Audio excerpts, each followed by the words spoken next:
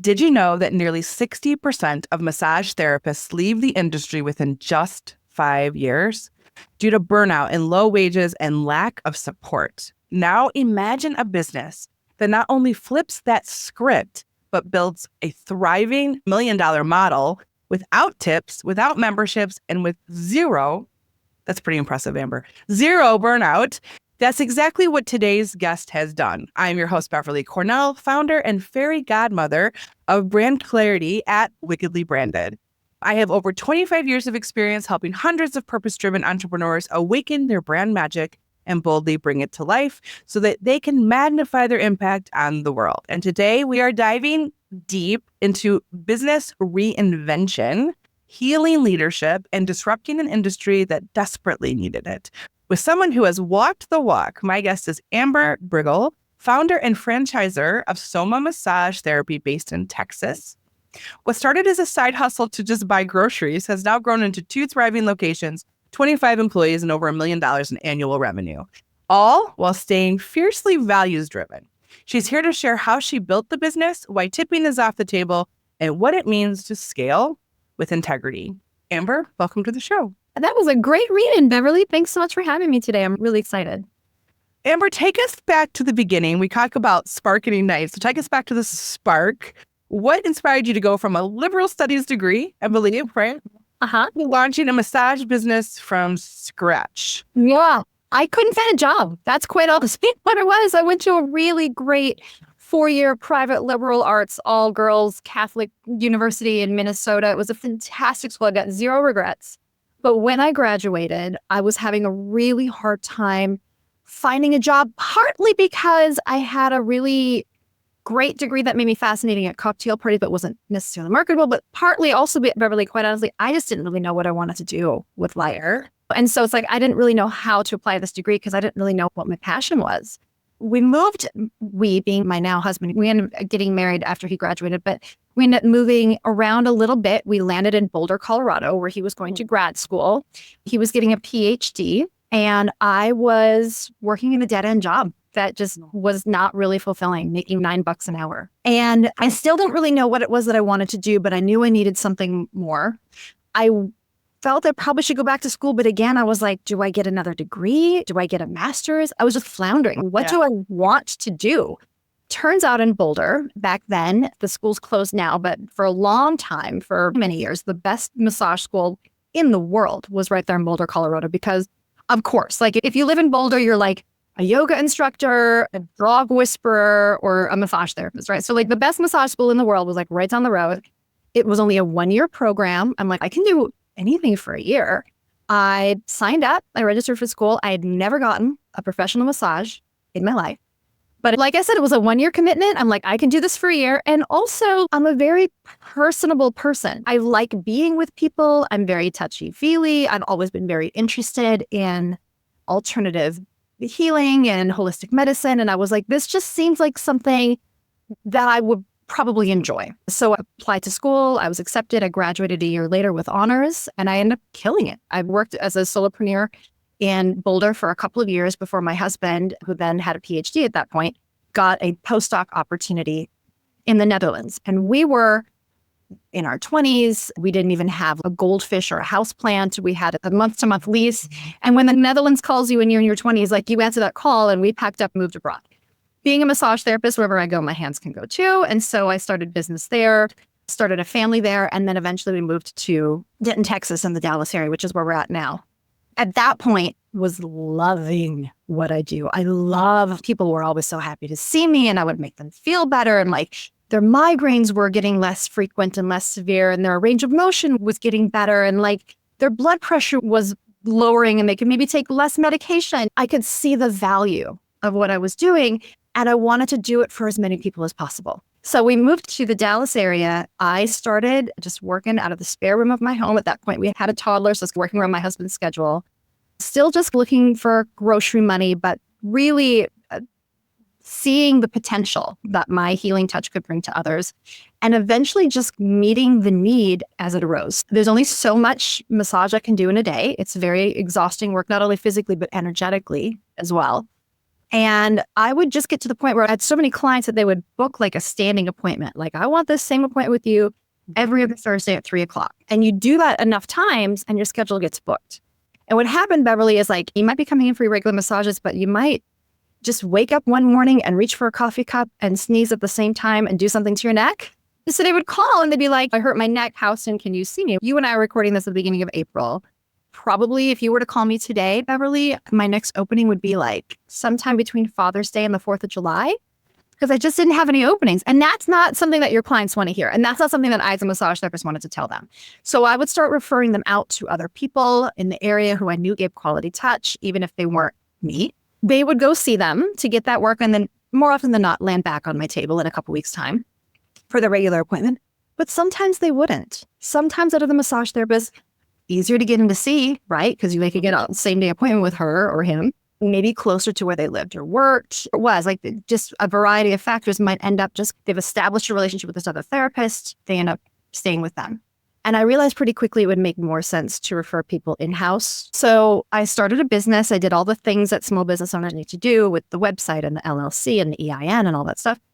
Gradually, eventually hired someone whose work was similar enough to mine that on my busiest days, it would be a smooth transition for my clients. Then she got busy. So I hired another and another. And eventually we moved out of my house. We moved to a brick and mortar that was about a mile away. It was impossible to find, but somehow we made it work. And then we're really cruising along, doing great until COVID hit. We were looking for another space to expand. And then the pandemic hit. And 85% of massage therapists are women.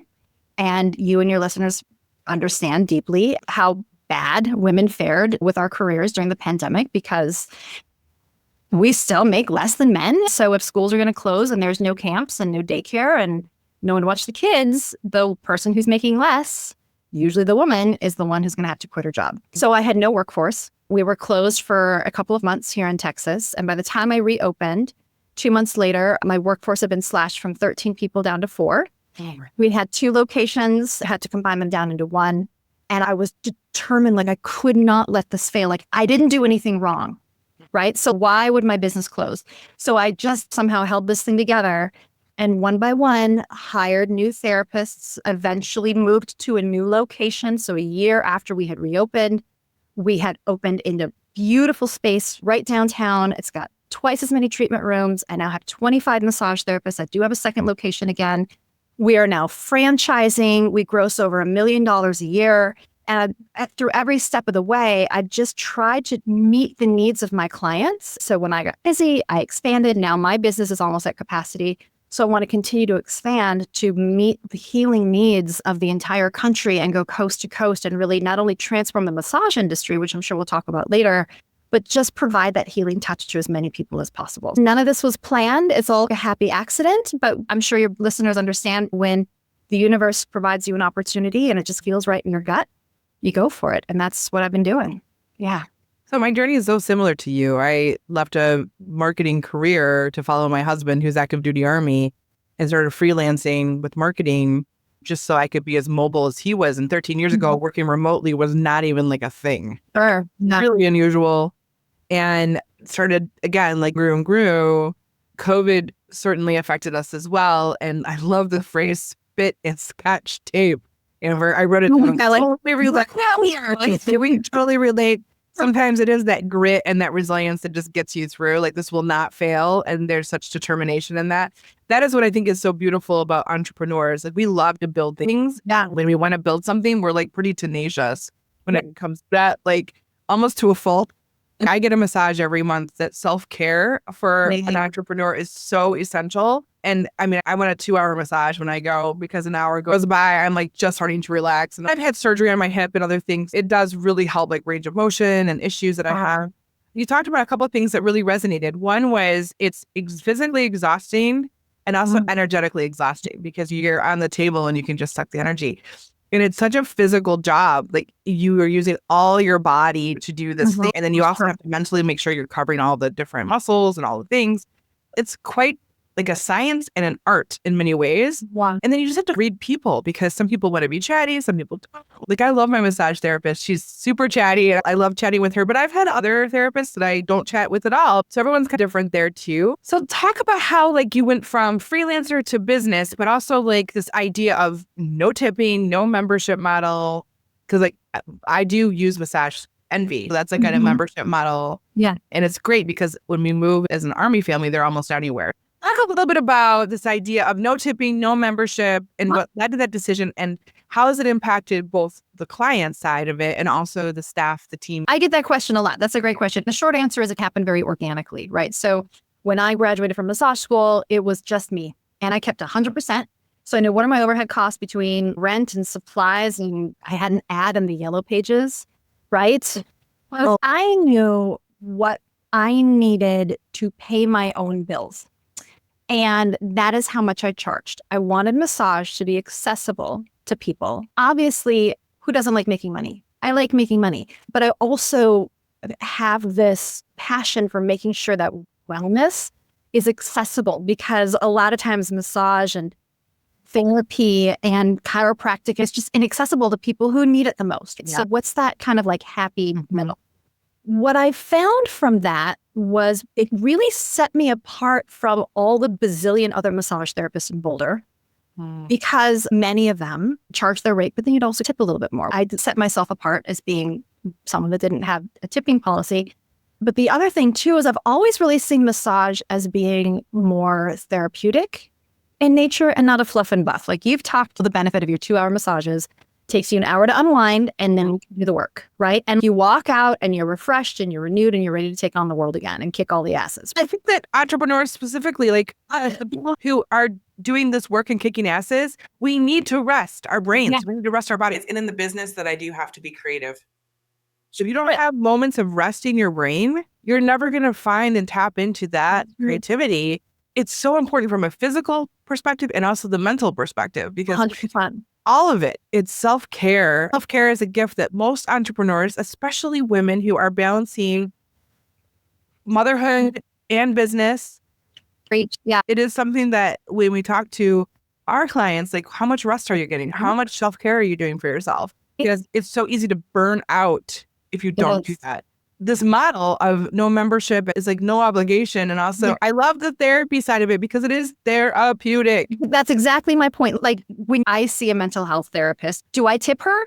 Never. Have you ever tipped your chiropractor or your physical therapist? No. Because it's therapy, right? Yeah. And what we're doing is we're now within our scope of practice. We're not adjusting muscles. We're not digging into your daddy issues. We're massage therapists, right? But nevertheless, it is complementary to all these other therapeutic modalities that we access. And you never tip your counselor, your chiropractor. Why would you be tipping us?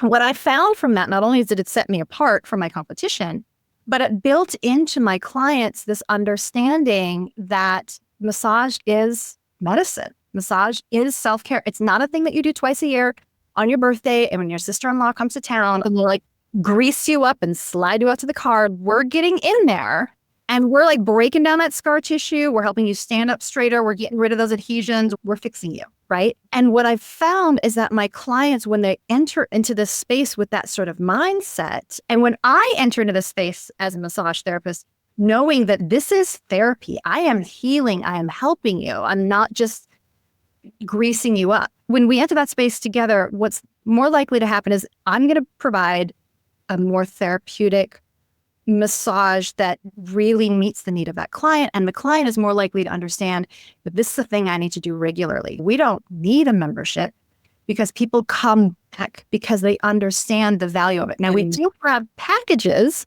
that operate somewhat similar to a membership, but you're not getting at Soma, you don't get billed every month. We've got snowbirds down here in Texas that just aren't here for many months out of the year. Because of the therapeutic nature of the work that we're doing, we have people who go in for surgery and they just can't get a massage for 4 or 5 months. Life happens, right? And we don't want to keep billing you. And then it's like causing more stress. That's the opposite of what we should be doing. We do have packages that you can space out as far out as you need, but we still have a certain time frame to use that package, so that by the time you get to the end of that package, you're like, oh yeah, no, I feel different in my body and in my mind, and I want to keep going. So those things have really set myself apart as a massage therapist. And then when I eventually opened a business. I'm like, that worked. So let's keep doing it. And it's worked really well here at Soma Massage Therapy. And it is one of those things that we really amplify now that we're franchising as one of the things that does set us apart because we are drastically different. We pay a living wage to our therapists because they're not getting tips. So they don't have to stress if they get a couple bad tippers in a week that now they can't pay for gas to get to work, which then stresses everybody out. I pay them a good living wage like a healthcare worker, which keeps our turnover low, which gives me more space as a CEO to look to the horizon. Where are we going? It also keeps our clients happy because what happened to your massage therapist left Beverly? It is devastating. Yeah. And then we would lose your business because you've gone elsewhere to find your massage therapist. So treat your people well, treat your therapist well. They're going to treat the clients well, and that's going to treat the business well. So good. Talk about a story of how your particular business has really affected either a client or a team member and changed their life. Has there been someone who's really been affected by this model? I'm trying to narrow it down to maybe one and still protect their privacy. I've been doing this work for 20 years. I've seen clients get up out of wheelchairs for real. I've seen clients reduce their blood pressure medication because they're coming regularly. People's golf swings are better. Their range of motion is improved. I am still licensed, but I don't practice anymore. And I do deeply miss it. But I loved when my clients would, as an example, when I worked in the Netherlands, I had a client who had just like excruciating, debilitating migraines that would happen regularly. And when I was living in the Netherlands back then, it was about, oh gosh, maybe 17, 18 years ago. Plus, I was in a small town. Massage really wasn't a thing. It wasn't a very popular thing. And so I really had to be creative in my outreach to build my business when I lived there. And eventually I got this client on my table who every other week would come in for 90 minutes because her migraines were just killing her and nothing else seemed to work. And after a few months, she started telling me, I'm still getting my migraines, but they're less severe. And then eventually it was like, I'm getting my migraines less frequently. And then eventually it was like, I'm just getting headaches. And she was doing other things too. She was seeing her physiotherapist and taking medication, but massage was another thing that she was able to add to her care regimen that really helped improve her quality of life. Yes, we still keep in touch today. And when I go back and see her, she's like, when are you opening a Soma massage therapy here in the Netherlands? And I'm like, who do you know? Send them my way. Because she really understood, once I could get someone on my table and exhibit my quality of touch and I could really experience that, they really understood the value. And so it was, for me, my big focus at every point in my career, whether I'm new to an area or growing a business or whatever it was, is how can I go to the people? I can't wait for them to come to me, because if you don't understand the value of massage and you haven't felt my quality of touch, you don't understand what I'm talking about. So how can I go to the people? And that's still part of our big marketing outreach, is like, how can we be top of mind for everyone in our area so that when they do hurt, they think of us first instead of someone else or something else. So many of our clients and guests on the podcast, they've been on a journey with their business, right? And they've evolved so much. Their approach has evolved. What do you think has evolved the most for you? And what inspired the change? I think what's evolved the most for me is that I went from not knowing what it was in the world I was going to do and stumbling forward into this happy accident of being a healer, and now really having this bold vision of transforming the massage industry and healing thousands of people on a daily basis, right? I did not go to school for business. I was a music major, and then they beat the love of music out of me with all the theory classes I had to take. So then I switched to liberal studies, which, like I said, make me really interesting at cocktail parties, but wasn't really a direction, right? I was still floundering in my mid-20s when I discovered this innate thing. I was born for this work. And I just had to find the right space to cultivate it, which happened to be living in Boulder and going to massage school. And as I see the value, like I said, I just have wanted to continually meet the needs of my community. And now we're in a space, we have a really compelling story, almost completely closing forever, to turning it around in a year's time with twice as many rooms, a bazillion massage therapists, and making a ton of money. That's a story. And I want to not only transform this industry and heal as many people as possible, but also, Beverly, provide really high-paying jobs for people who don't necessarily need a college degree. For someone who's in a dead-end job and is sick of their boss's crap and wants to start off on their own and own their own business and be in charge of their own destiny. Someone who is really interested in wellness or serving others, whatever. You don't even have to be a massage therapist, just someone who wants more control. You're entrepreneurs. These are your people, right? Like everyone here listening to your podcast has a dream, right? I want to help those kinds of people, whether it's your listeners, someone they know, anyone, someone who has a dream for something bigger, to buy into this franchise model and not only be in charge of your own destiny, but then heal your community. Who wouldn't want to be a part of that? I don't know, again, if I answered your question, I feel like I could go off on a little bit of a tangent, but it's not like I have this flow chart of day one, I graduate from college, and by the time I'm 50, I'm making all this money. It was just a gut feeling along the way of this is the next right thing. And I think a lot of your listeners can understand. Oh, yeah. Like you just know it when you see it. And then when the door opens, you're like, yep, this feels right. Yeah. And what I'm doing right now in my career really feels right for right now. Yeah. Has there been one aspect that has been the most challenging or that you like didn't know you could do it, but actually are really good at it? It's been all the aspects, honestly. I'm a really good massage therapist and I liken it to baby proofing your house. So there's going to be problems along the way, but you're like, I'll get to it when I get to it. And I have certainly stumbled along the way. But now, after doing this for 20 years, I feel like I've seen it all. And I have such a clear understanding of who we are, where we're going. And I don't have all the answers. I don't think anyone does, but I certainly have built a good network now. CPAs, insurance brokers, lawyers, other small business owners who are going through it too, even other massage therapists who own different studios. I built this community so that if I don't have the answer, I at least now know where to go. But yes, I have had to make it up every step of the way. And then we got to a point where I got through COVID pretty strong.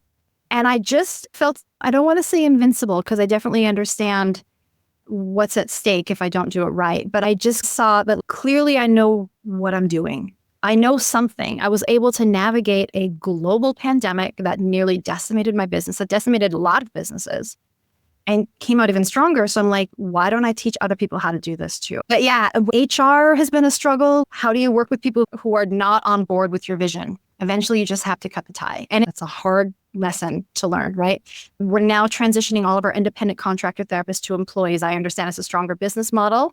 Going to cost me a lot of money. It's the right thing to do. Tech. I don't know tech, but I know the right people who can fix the problems when I need it. So again, I don't know all the answers, but after 20 years, I've figured it out enough that I feel like I've got a solid foundation to help others who want to pursue starting a business with us as a franchisee, whatever it is.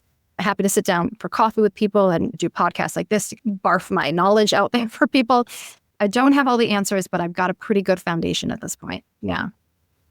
So this season's big question is about awakening your brand magic. We help our clients all day long awaken their brand magic. And I think awakening your brand magic or being wickedly branded means different things to different people. But for us, it means really getting clear. And you talked a lot about clarity about who you are. How did you awaken your brand magic? And was there a moment or something specifically that everything aligned and you saw this unique magic you bring to the table? Or was it like a reflection from somebody else? What happened to get so clear? That's a great question. COVID. I'm sorry to keep going back to it, but you can't do massage from 6 feet apart. You can't do it online. We don't deliver. We don't do curbside. Most of my employees are women. So like you put all out together, it's left like a traumatic scar in my body. That was really effing hard. Yeah. And again, I was just determined. I'm like, I cannot let this fail. So what I did during the months that we were closed is I created a virtual massage studio, which sounds crazy because I just said we can't do massage virtually. And let me back up. Our governor would close businesses for 2 weeks at a time. And so I would get online and I'd look at our schedule and I would literally call every single person. I wouldn't send out a mass email because it's my job to care for you. And I'm not going to send out a mass email. We've got to reschedule. We're going to push it out 2 weeks. And if we still have to reschedule, I'll call you in 2 weeks. But here's where we're at. How you doing? How are you hanging in there? Do you need anything? And a lot of times on these calls, people would be like, oh, I'm so stressed out and I overdid it with yoga and I did something to my pelvis. Do you have any recommendations? And I would walk them through on the phone, self-massage or some gentle stretches or whatever it was. Have enough of these phone calls. And eventually I'm like, I think I need to take this online. So I started a virtual massage studio where I would put on pants and makeup every day and do some self-care for myself. And I'd get out a tennis ball. I'd be like, here's how you massage your butt with a tennis ball. Here's an essential oil that you can order right now from Amazon. It will get delivered to you in 24 to 48 hours, and you can apply it here. It's going to help with this. Are your sinuses killing you and you can't touch your face? Here's some DIY reflexology, right? You're sitting at home and you're doom scrolling all day, and here comes my happy face teaching you how to care for yourself. And those videos took off, right? People started following us and liking us and commenting and buying gift certificates, even though we were closed because they wanted to come see us. Then as we were reopening, I know we can't keep 6 feet apart. And I needed to do everything I could to keep my massage therapist and my clients safe from a pandemic, because I knew that if COVID started spreading in my business, not only would that make me an irresponsible person, but is bad for business, right? So I installed like $1,000 air scrubber in my HVAC unit. I did not have $1,000. But I never want to be that person who values money more than people. That's gross. And I amplified this. I was like, this is what we're doing. And people would like and comment on that. We required masks, which was like in Texas, really controversial, right? And I'm like, no, your nurse and your doctor is wearing a mask. We are in the healthcare field. We cannot keep 6 feet apart from you. So we're going to wear masks and you're going to wear a mask. And if you have a problem with it, there's the door. And they would leave. And I would make sure to point out, I wouldn't name them specifically, but I'd get on social media, be like, here's a thing that happened today and it sucks. And I feel bad, but this is the right thing to do. And people would like and comment. They'd be like, oh, my other place is cutting corners and they're not sanitizing things. And I really want to come see you. So I started to really understand through this process that by meeting people's needs, whether it was through a virtual massage studio or just letting them know that I value their safety more than anything else, really getting down to the foundation of why am I doing this work? It's caring for people. And when I can show people how I'm caring for them, they're going to want to come see us. And that's exactly what happened. And then one thing led to another and we kept growing. And I really feel like I found my voice in that. I understood that when you do the right thing, the rest is going to fall into place. When you're chasing the money, when you have this scarcity mindset, oh, if I fire them, I'm not going to have another massage therapist can work for me. Oh, if I send this client out the door and give them this refund, I'm going to go broke. Ditch it. Just do the right thing.